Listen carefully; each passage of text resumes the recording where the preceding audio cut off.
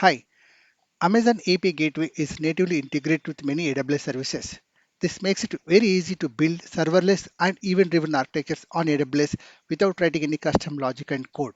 Okay, so in this video, let us understand how to implement one of such integrations using Terraform with the production-ready code and configuration. Let's get started.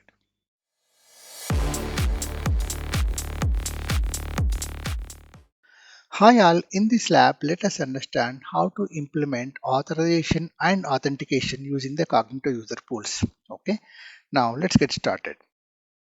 So we have created one API gateway and the REST API, which is calculate price and a regional endpoint. Then we defined one resource called price per meter and the backend is Lambda. Then when the client sends a request to this API gateway, first it has to authenticate using the Cognito. Okay, so that means the user should have a user created the client should have a user created in the Cognito using the the IDP tokens, okay, which Cognito provides, and using that token the client will send a request. Once the Cognito authentication is completed, then the API gateway will proceed further to validate the request.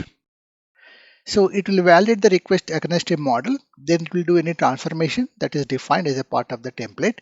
Then the backend will process the request and sends the response back to the client.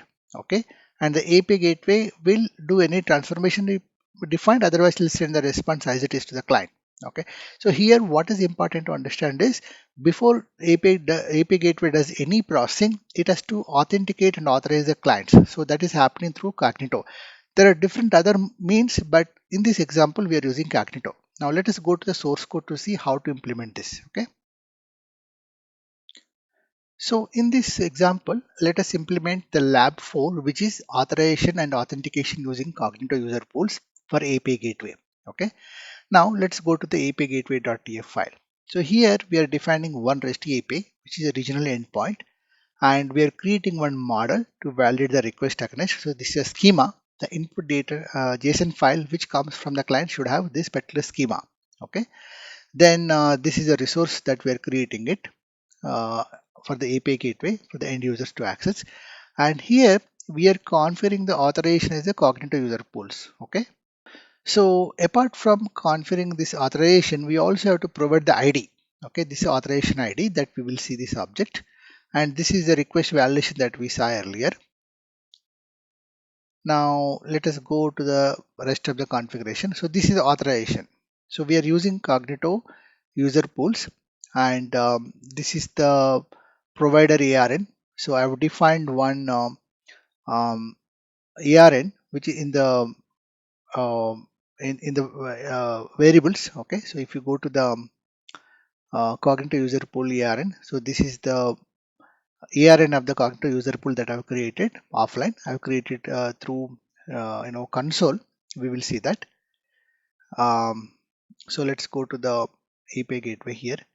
Now the identity source. So how is the API gateway getting the token for the Cognito user? So this is coming through a header called authorization.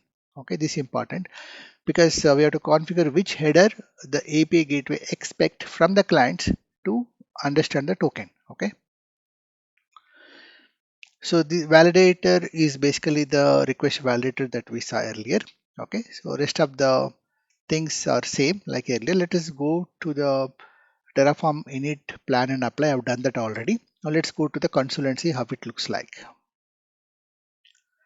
So in the console, you see calculate price is the API, and for the price per meter, you will see that there is a authorization configured. Okay, so if you click on this, you will see that this is the Cognito pool authorization, and in fact, we can just provide the token and do the validation here itself, just to check whether things are working or not. Okay, rest of the configuration is same as earlier. Important to understand is the authorization. So now let us go to the console and see how to validate this. Okay,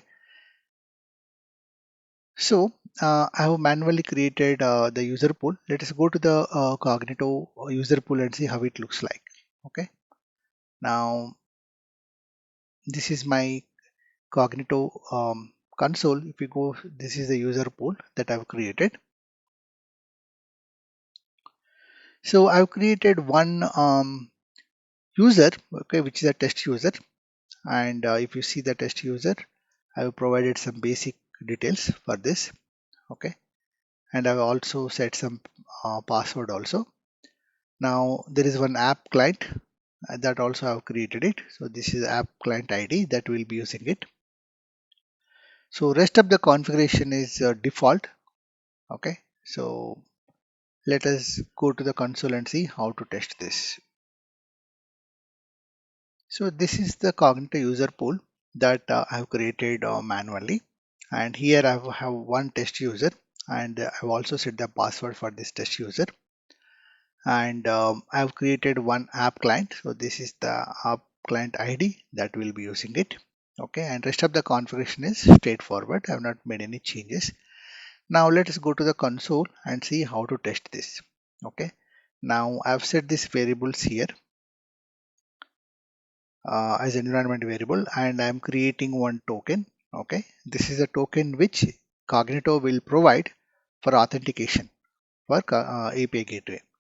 Now I'll be using that token in the authorization header, and I'll be calling this API gateway API.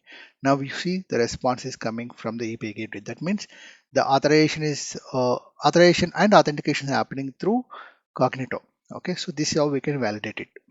In fact, what we can do is we can also take this token and directly test it, okay, just for the testing purpose. So if I go to the um, console and see the test authorizer, so I can just pass this and double check that the token is working.